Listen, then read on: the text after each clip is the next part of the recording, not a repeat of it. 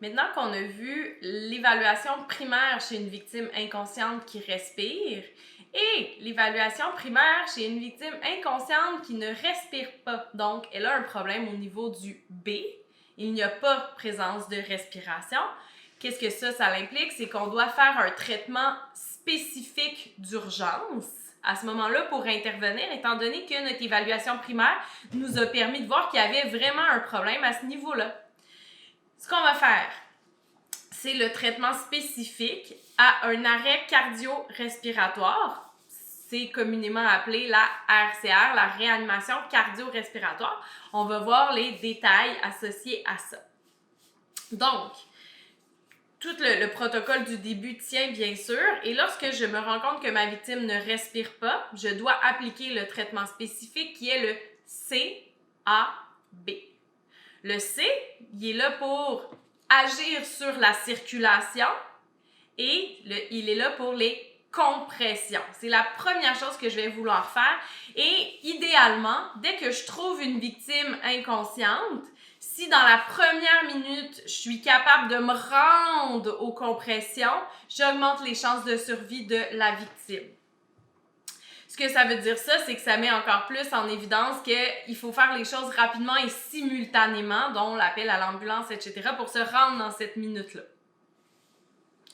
Pour les compressions, la qualité des compressions est extrêmement importante. C'est ça qui va faire toute la différence.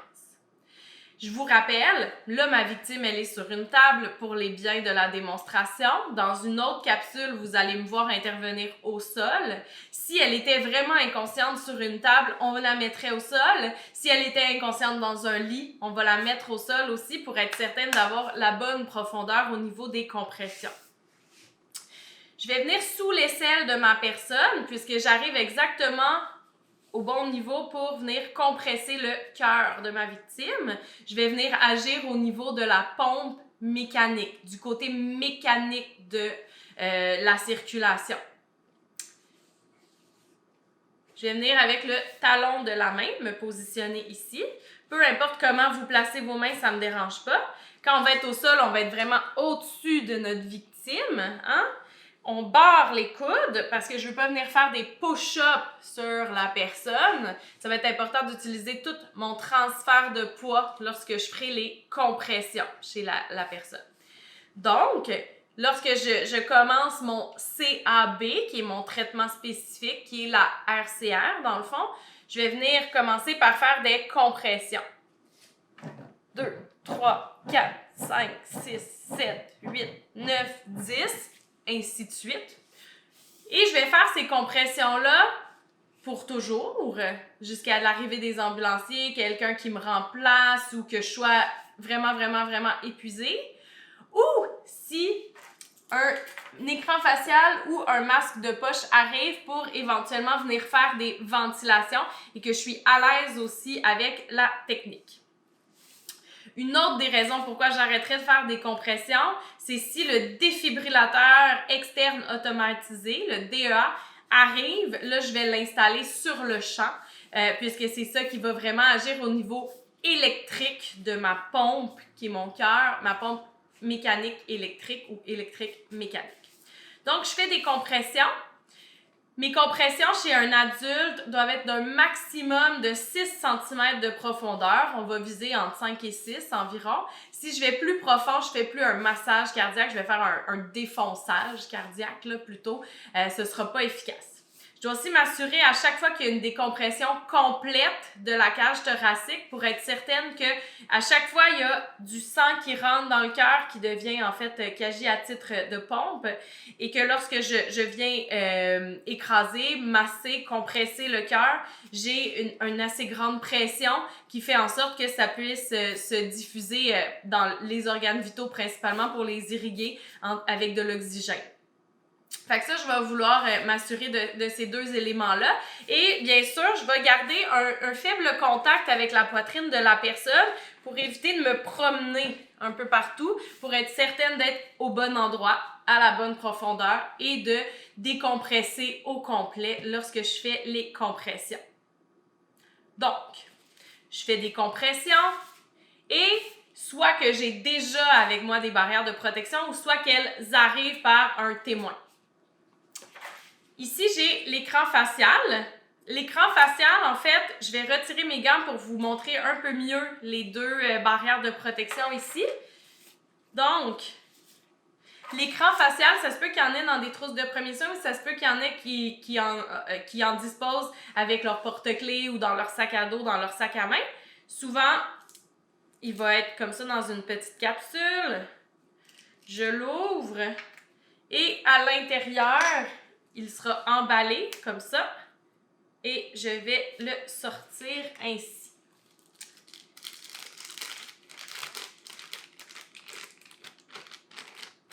Vous voyez, c'est assez simple. Il y a une valve anti-retour ici.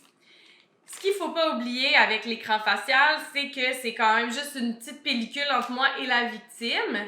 Je vous recommanderais personnellement de l'utiliser peut-être plus avec des gens que vous connaissez et que vous voulez absolument intervenir au niveau de la ventilation parce que après, c'est pas la meilleure barrière de protection.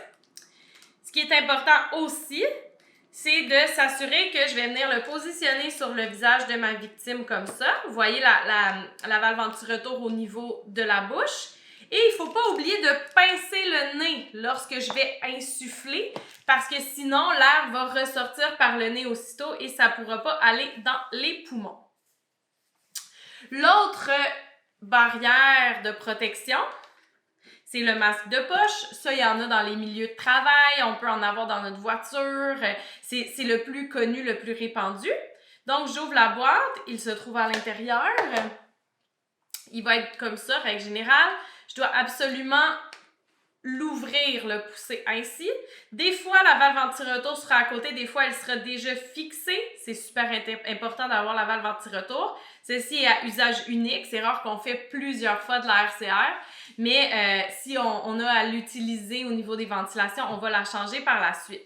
Celle-ci est plus sécuritaire qu'un écran facial. Et je vais venir le positionner comme ça sur le visage de ma victime avec la petite pointe vers le haut. Je pourrais même venir mettre l'élastique. Je vous ai dit précédemment qu'une victime inconsciente, souvent, la tête va être un peu plus sur le côté. Donc, pour que le masque tienne chez ma victime. OK? Donc, ça, c'est les deux barrières de protection qu'on pourrait utiliser. Il y a toujours le bouche à bouche qu'on pourrait faire, mais là, je vous recommande de faire le bouche à bouche seulement chez une personne que vraiment vous connaissez et qui est très proche de vous.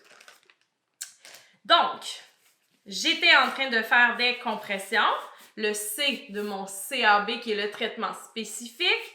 Et là, après 30 compressions ou lorsque ça arrive, je vais venir faire des ventilations. J'utilise l'écran facial.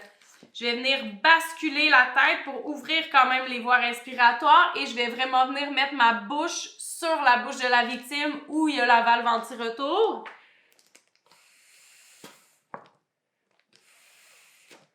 Et je vais donner 2 insufflations et je vais recommencer mes compressions. Après 30 compressions, je vais revenir donner 2 insufflations.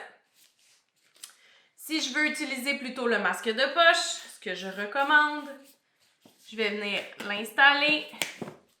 2 doigts ici. On peut encore faire sinon un petit C puis un petit V hermétique et basculer la tête.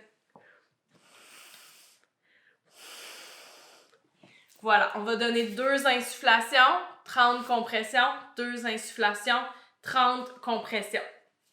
Mes insufflations doivent être similaires à une respiration qu'une personne normale fait, puisque je ne veux pas faire en sorte que la personne, je lui donne trop d'oxygène, trop d'air, et que après avoir rempli les poumons, ça s'en va dans l'estomac et ça fait en sorte qu'il y a un reflux.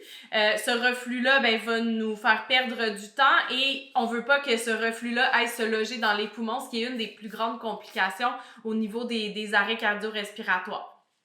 Des conséquences, en fait, qui peuvent se produire. Donc, si je récapitule, en ce qui concerne le traitement, lorsque j'ai fait mon ABCD, mon évaluation primaire, chez une victime inconsciente. Lorsque j'arrive au fait qu'au B, il n'y a pas de respiration, je fais le C. Donc, ce sera les compressions. J'en fais 30 compressions. Environ 15 à 18 secondes pour 30 compressions. Je vais venir donner 2 insufflations si j'ai une barrière de protection. Et je recommence jusqu'à ce qu'un défibrillateur externe automatisé arrive, qu'une personne plus compétente que moi prenne la relève, que je sois fatiguée et que quelqu'un d'autre puisse m'assister. On verra dans la capsule de démonstration des petites stratégies pour que quelqu'un puisse nous remplacer ou que la personne revienne à elle. Donc, voilà pour ça.